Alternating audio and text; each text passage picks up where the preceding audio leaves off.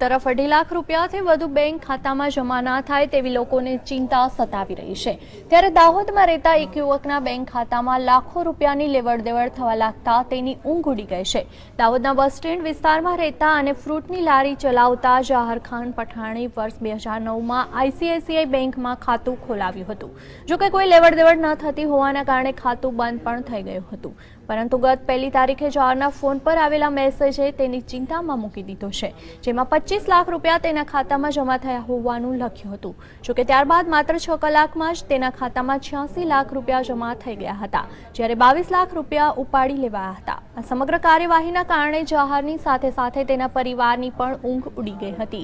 જોકે આ યુવકે બેંકમાં સંપર્ક કરતા તપાસ કરવામાં આવી રહી છે તેવો ઉડાવ જવાબ આપવામાં આવી રહ્યો છે, જે બાદ સમગ્ર હકીકત સામે આવશે ત્યારે આ કિસ્સા પરથી સવાલ એ થાય છે કે આવા તો કેટલાય ખાતાઓ હશે જેમાં બેંકના બેંક ઓફિસ સ્ટાફની મદદથી તેનો દુરુપયોગ થયો નહીં હોય તેની શું ખાતરી।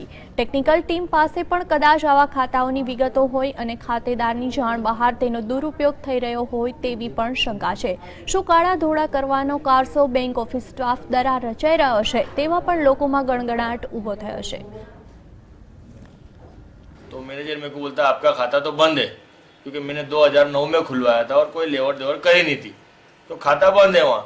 मैनेजर ने यूँ बोल दिया। फिर पुलिस साथ में आई और वहाँ पूछताछ करी और फिर कागज़ से निकाला तो उसमें कागज़ से में देखा गया कि लेवड़ देवड़ हो ली है बराबर, पर कोई बैंक वाले मेरे को कोऑपरेट नहीं कर रहे कि क्या करना है, और मेरे को बराबर डॉक्यूमेंट दिए नहीं उनने मेरे को इधर उधर करे बात करके ने मेरे को भगा दिया गया है।